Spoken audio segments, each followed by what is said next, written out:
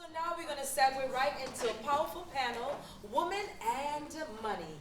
We love those conversations. So in the interest of time, of course, you have the beautiful bio. You can certainly read more. However, I would love to introduce the moderator for this panel, Rhonda Quelch. She is the Executive Director for Equity First Foundation. Rhonda, can you join us here?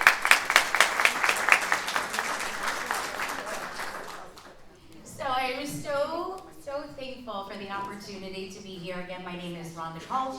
I am the Executive Director for Equity First Foundation. We do financial literacy programs, and I am the host of the Credit Authority. So with that, I've been asked to participate in today's conference about money and women. So I'd like to bring up my three panelists. We have Laura Palker, Yukora Hodge, and Yadlin Sherman. Good morning, and I do agree this is going to be one hard stage to top. My name is Laura Palker, and I am the CEO of Trade Show Solutions Center. We are a 20-year-old company that is expert in designing and building experiential design. I am also the former chair of the 100 Women Who Care About Long Island. And through the pandemic, I am the president and founder of the Exhibition and Events Workforce Development Federation. And it is my honor and a pleasure to be here this morning.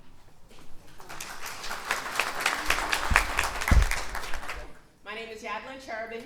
I am a licensed associate real estate broker. I've been a licensed agent for almost 20 years. I started when I was very young. I started a mentorship program a few years back because I felt it was very, very important for you to give back, for us to give back. When we're doing well, when we're adding value to a community, it's just the most amazing feeling. I am one of the top agents in my office. Last year we were the top team. And for me, it's not about the money. Being a top agent is all of the lives that we impacted, all of the people that we helped purchase homes, invest in real estate, become investors, helping people just learn to leverage what they have, and just bringing education and empowering our community. So thank you so much for being here. Thank you. I want to connect with every single one of you before we leave today, and just thank you for having me on the panel.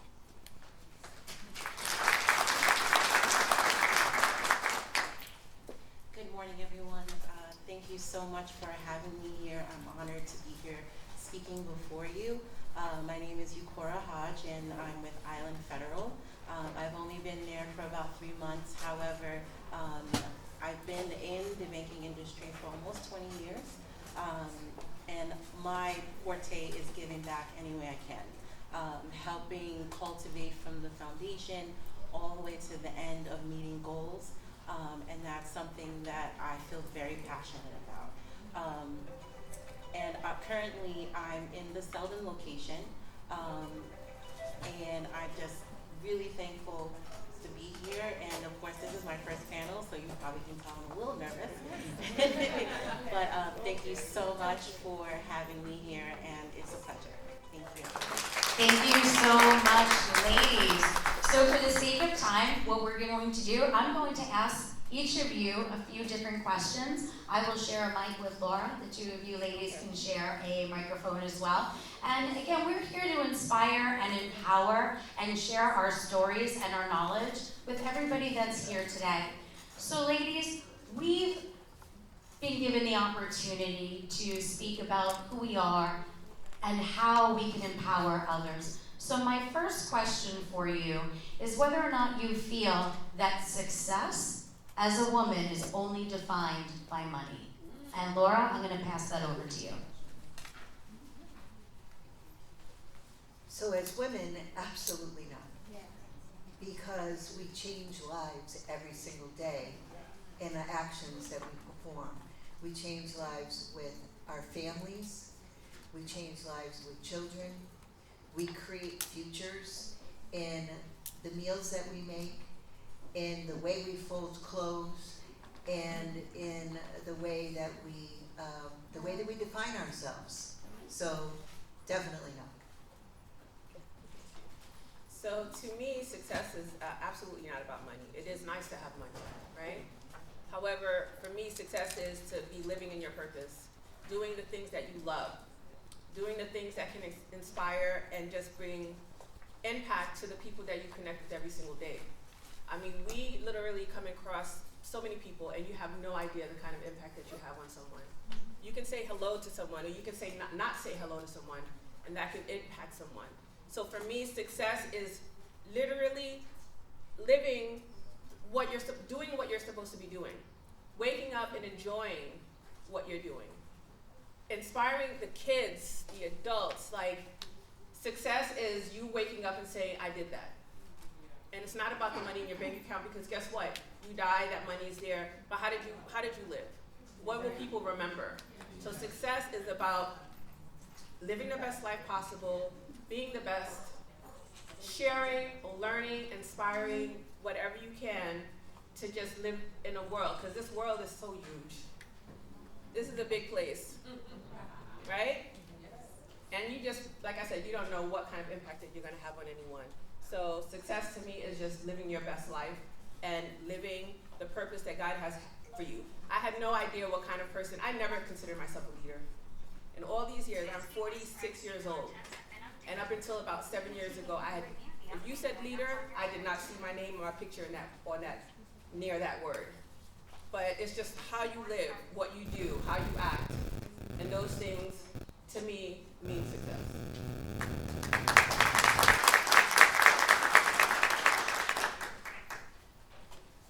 Women are natural creators. We create, we take, and we cultivate. So for success to be defined only by money, I feel it's a contradiction. Every day we wake up, we look at our goals, we see ourselves, and we put our best foot forward. And that's success. We have to look at the little things instead of the grand picture, because life is so much more than just what we do. And so for me, success is creating, it's living, it's embodying who you are, and moving forward with purpose. Excellent responses, ladies. So we're going to jump right back into another question. So as we're growing our businesses and as we are advancing in our careers, can you give an example of when you've ever collaborated with another woman in business, and what did you learn from that experience? So collaborating with women is a ride.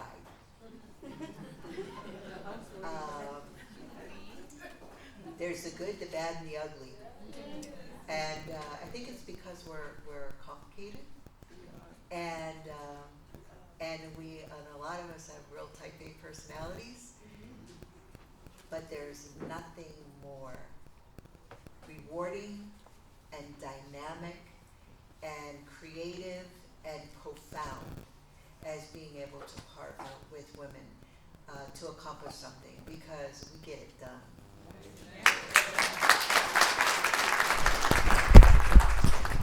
So how many of you heard collaboration over competition?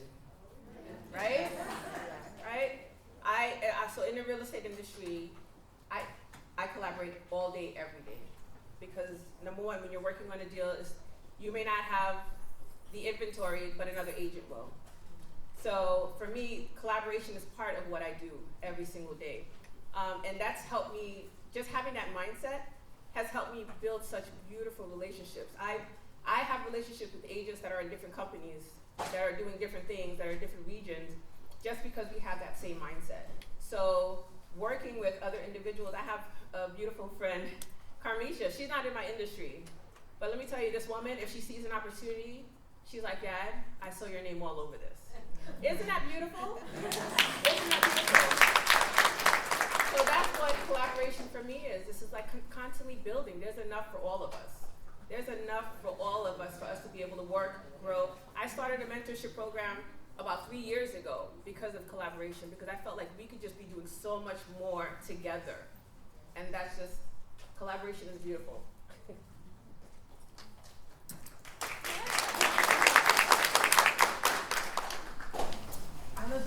proponent of looking at your network and the people who you surround yourself with. And for me, the women in my circle, we collaborate, we talk about savings, lending, money, how we can earn more as women. And so growing with knowledge and information, I feel that we can share it with the people that we're around. And so take a look at who's around you, and if they're not helping you make money, then you need to think about who you're surrounding yourself with. Great job. So let's speak a little bit about finance and financial education. Let's talk for a minute about women accessing good financial education and where we go to access that. So for example, there are so many of us that do banking and we go online and we have friends, and we also talk about mentorship. So I'm gonna pass this over to Laura again. Where do you find that you get the best financial education for women?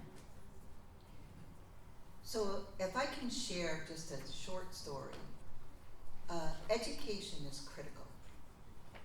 You know what we know what we don't know, but we don't know what we don't know.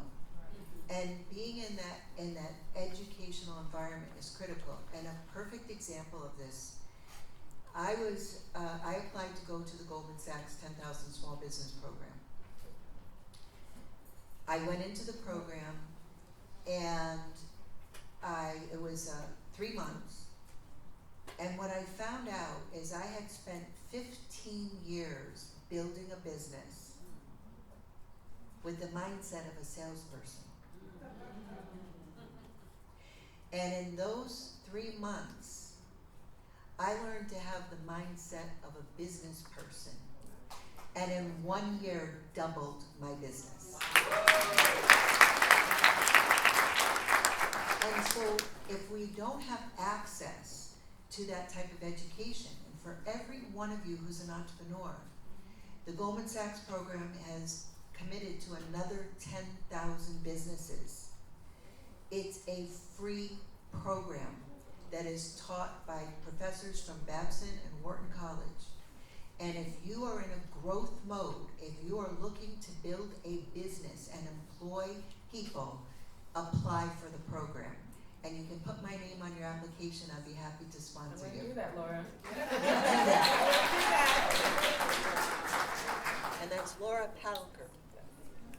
So, what was the question again?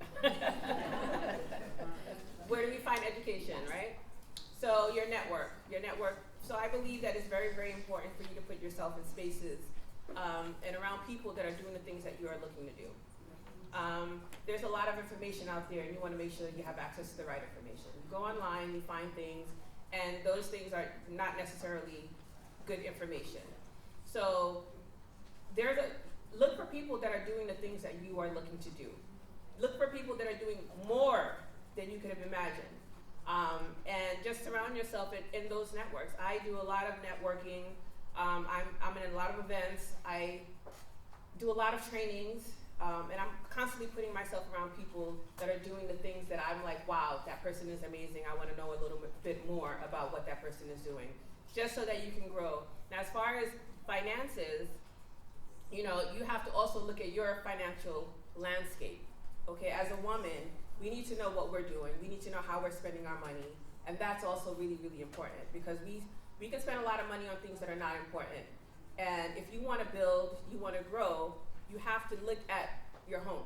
Look at what you're doing. Look at the money that you're making. Look at your possibilities and your potential. And then decide, okay, this is what I want for my life. This is what I want my kids to see. And start working from those things as well. So education is key. Putting yourself in the right space. The right circle, like you said, your network is your net worth. Okay? So if you're around people that are not supporting your business, and you have a business and your friends are not supporting your business, you need to look at that and see whether or not they truly are your friends. Be and spend time with people who want to see you grow and to excel and to be the best version of yourself.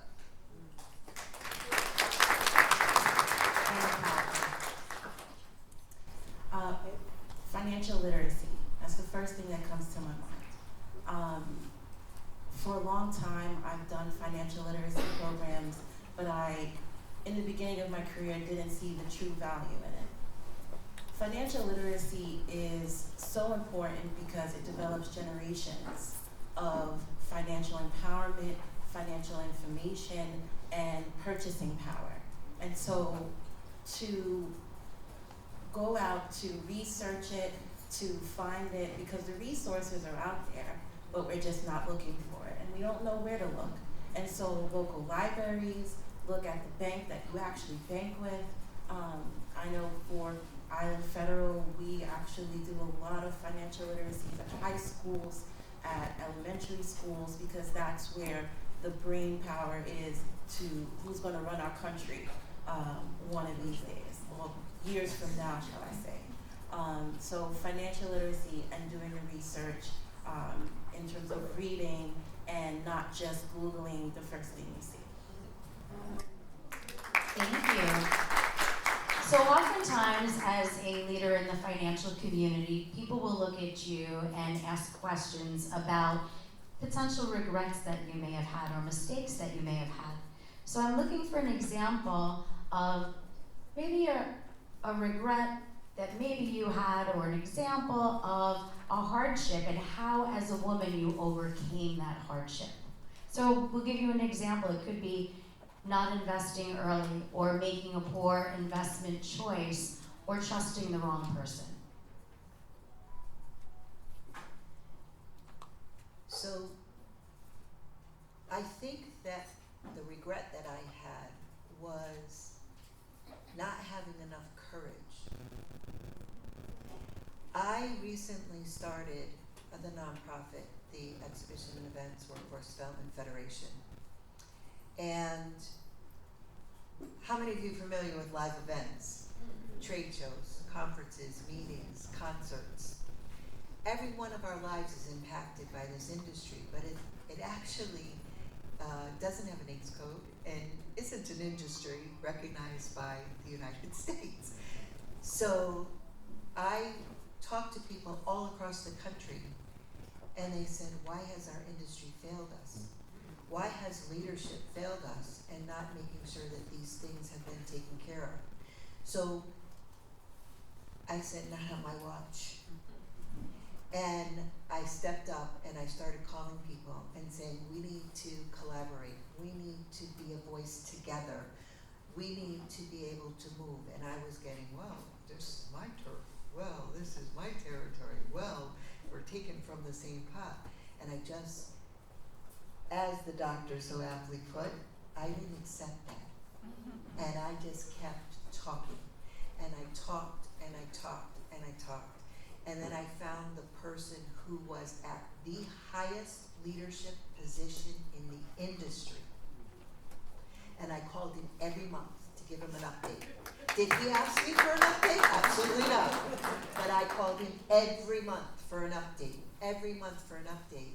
And in December, I called him up and I said, I have a 49-foot trailer that talks about our industry and the impact we have on our economic recovery and the tax benefits that we bring to communities when we produce live events, and the workforce opportunities that are available for people who maybe don't want to go to college but want to earn a real good living and have an amazing ride on a job and love what they do. And I know you have a show coming up in 10 days. Do you have room on the floor for us to drive it into the trailer, into the floor? And he turned around and he said, let's make that happen. And for the highest person to make that happen, opened up every single door with associations, with unions, with all of the key leadership that needed to help us make a difference. So have that courage. Your stomach's going to feel awful at the moment, but once you do it, it's okay.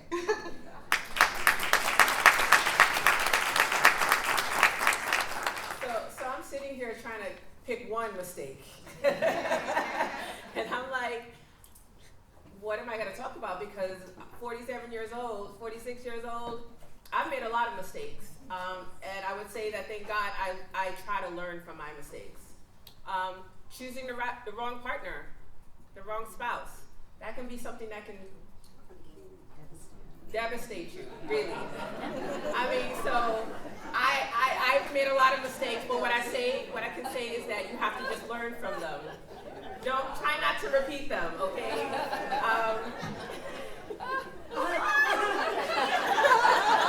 Can you do that again so everyone sees?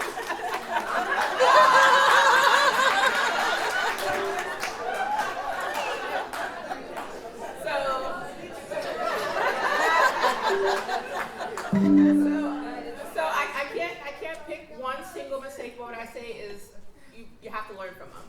Identify it, be open to learning, be open to constructive criticism from people. That's another thing is that, like, you know, when you're growing and you're learning, you want to be open to hear what other people have to say. And just learn as much as you can.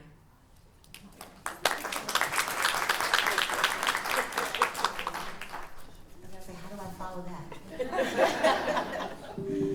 So about 4 years ago, I became a mom, and I decided I wanted to stay home with him because I had 2 losses prior to him, and the pregnancy was difficult. So I said, you know, I want to spend quality time with him after putting my career first for a very long time. And so once I did that, I realized that I had a savings, but I didn't have enough to stay home as long as I had wanted to. And then I ended up staying home longer than I wanted to because of COVID. So now my emergency savings had dried up, and now I'm like, man, I wish I could have saved a lot more sooner. Right. And so that's one of the biggest regrets that I have. And so now that I'm back to work, I save diligently. I put away for myself. I have a mentor, and he always says, pay yourself first. And so when you don't, you pay for it later. And so I unfortunately had to borrow from my future self, right? And so we all know what that is. And so now I have to pay that back. And so it's one of those things that if I could do it all over again, I would save every dollar I have and not, you know, be impulsive in the moments for things that I truly want. Yes. You are saving for yourself first. Like, how many of you ladies feel comfortable where you are financially? Okay. How many of you are willing to do the work to get to where you need to be financially? Yes. So that's what it takes. Acknowledging that you're not where you want to be, and then willing to do the work to get there. Amazing, amazing women we have on this panel. So just remember, we are here to celebrate women. Women are fierce, we are sexy, we are smart, we are amazing collaborators, and we're women for a reason. So with that in mind, are you taking the mic back? I got 5 minutes. I should probably tell you I don't see well. And she's holding up. She's holding us up. All right, so I'm going to back it up. So we have 5 minutes left. Let's go through one more little story. Or I should say, let's go through a tip. What would be your best financial tip to the women in the room today about an experience that you may have had? The best thing that I did is at the age of 40, I was a single mom, and I bought a house. And I actually, and talk about manifestation, I literally had sat down and looked at my income and looked at buying a house, because I was tired of going and fixing up everybody's rental and then them telling me how to move and they were selling it. So I said, okay, what am I gonna do? And I figured out what I could afford and what the tax ramifications were. And all of a sudden, I had this gnawing in my head. Listen to yourself. Really, really important. Listen to yourself, because we have this innate serves us. And they had this thing, call Smealy. Smealy is my friend who we sold real estate together. And she had moved to Florida. I'm going, oh my goodness, this doesn't stop. So I called Smealy. Well, Smealy had a house on Long Island that she had in the market, and her deal broke. The person had the mortgage, but they didn't have the down payment. And so I, again, courage. I said, well, how much were you going to sell that house for? And it was exactly what I had calculated I could afford. And she helped me buy that house. So you all know that I'm the real estate broker. I love all things real estate. I can tell you that being in real estate, I can say I get up every day and there's no regrets ever getting my real estate license. I literally love what I do. And the reason why is because real estate is one of the best ways for people to create wealth. Most millionaires create wealth through real estate. So even if you're able to purchase one property, I recommend that you do it and get the right people on your team. Now, I just kind of shared that I'm like kind of divorced, but not. Working on it, but number one, that courage to be able to do that, and knowing that I'm not happy, that this is not where I'm supposed to be, and this is not how I'm supposed to be living. So I decided to get a divorce and move out. And what I can say is that I'm blessed that I've made some really, really good decisions, and I was able to. A lot of times when you hear divorce, it cripples you financially, right? But it did not. It did not cripple me. I was able to purchase another property where me and my boys are going to be living and enjoying our new home. And I just thank God every single day that I was able to do that. Because it was hard for me to make that decision to say, okay, this is not for me. I'm not happy in this relationship. And this is the first time I'm actually talking about it public. But since we're all sisters, right? It was a really, really, really difficult thing for me, a difficult time. Last year was one of the hardest years that I had in life. However, it was the best year that I had in my real estate business. So that tells you having the right people around you is important, and just trying your best to make the right decisions. But I'm gonna say real estate is my thing. If you have questions about real estate, let me know. If you're planning on it, thinking about it, if your kids are going away to college and they're going out of state, see if you're gonna buy a property in that area that they're going to school, like think about it. Because you can create a lot of wealth through real estate.